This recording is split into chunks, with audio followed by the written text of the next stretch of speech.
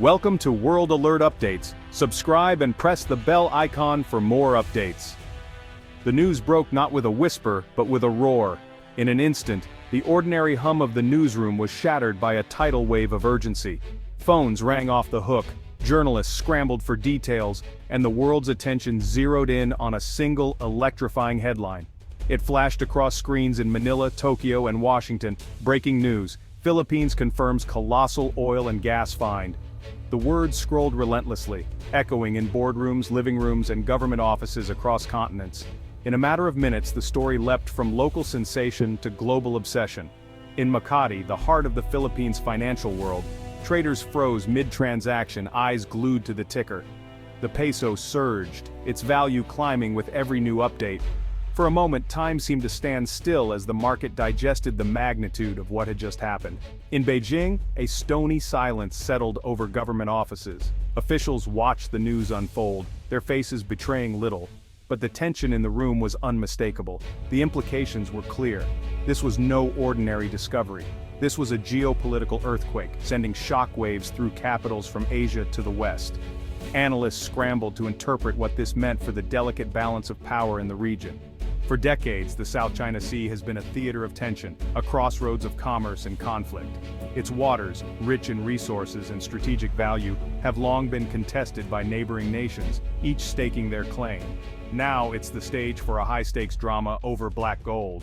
The discovery of vast oil and gas reserves has transformed the region overnight, turning old rivalries into urgent new confrontations. The initial reports were staggering, reserves that could rewrite the Philippines' future. Experts pored over seismic data and reserve estimates, realizing that this find could catapult the nation into the ranks of major energy players. For a nation long dependent on imported energy, this was a declaration of independence. The prospect of energy self-sufficiency promised not just economic growth, but a new sense of national pride and security. The Department of Energy's statement was careful, measured, but its implications were explosive. Behind the diplomatic language, the message was clear. The Philippines was ready to claim its place on the world energy stage. Beneath contested waters, a treasure lay waiting, one that could make the Philippines rich or draw it into its most dangerous conflict yet. The boundaries on the map were suddenly more than lines, they were flashpoints. In Malacanang Palace, the president and advisors understood the gravity. This was more than good news. It was a turning point, a moment that demanded both celebration and caution. Every decision from here on would shape the nation's destiny. It was a challenge in the world's most disputed waters.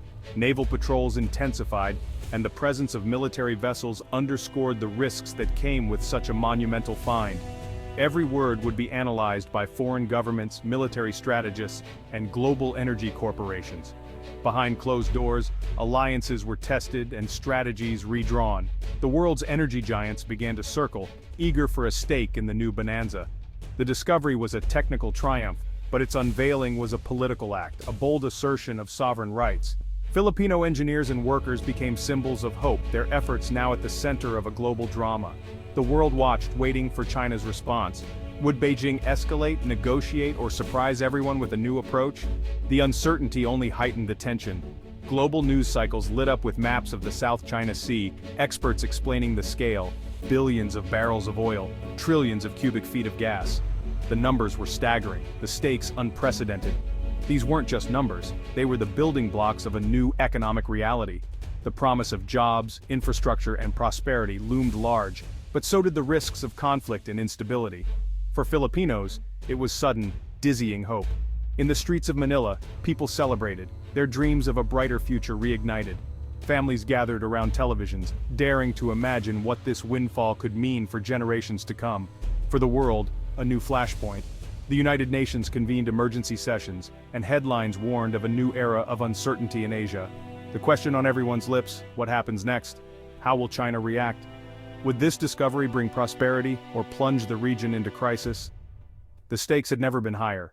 Every move, every statement, every negotiation would be watched, dissected, and remembered. The Philippines had thrown down the gauntlet. The world was watching, holding its breath, as a new chapter in Asia's history began to unfold. The numbers are breathtaking. What's been uncovered is not just a blip on the radar, it's a seismic shift in the nation's fortunes. Early estimates suggest 15 to 20 billion barrels of oil, more than the entire reserves of Norway or Mexico. To put it in perspective, that's enough oil to power a nation for generations, and it instantly places the Philippines among the world's top oil-rich countries. And it doesn't stop there. Natural gas deposits could reach 200 trillion cubic feet, enough to power the Philippines for a century or more. This is a resource base that could light up every home, every business, and every city for decades to come. This is one of the largest energy discoveries of the 21st century, a find that could alter the course of the nation's history. The potential revenue is staggering. Trillions of dollars could flow into the economy, funding everything from infrastructure to education and healthcare. Infrastructure, jobs, a robust middle class, this could transform the nation. Imagine new roads, schools, hospitals, and opportunities for millions of Filipinos. The Philippines could leapfrog decades of development, becoming a major energy exporter and a key player in the global energy market. But it's about more than money. It's about energy security and sovereignty. It's about controlling your own destiny and ensuring a brighter future for the next generation. For years, the country has been vulnerable to global oil shocks and unreliable grids, with families and businesses paying the price. Now it could stabilize supply, lower costs, and fuel new industries, unlocking innovation and growth across the economy. This is the kind of independence powerful nations are built on, a foundation for true progress and national pride. Of course, these are projections. Extracting this wealth is a massive undertaking requiring careful planning and skilled hands. It will require investment, technology, and political stability. The right partnerships and policies will be crucial to turn potential into reality. But the potential is undeniable. The promise of a new era is within reach. The Philippines has gone from modest prospects to potential energy titan, standing on the threshold of transformation. The challenge: can it claim the prize amid treacherous geopolitical waters and competing interests from powerful neighbors? The world is watching to see if the Philippines will bring this treasure to the surface and change its destiny forever.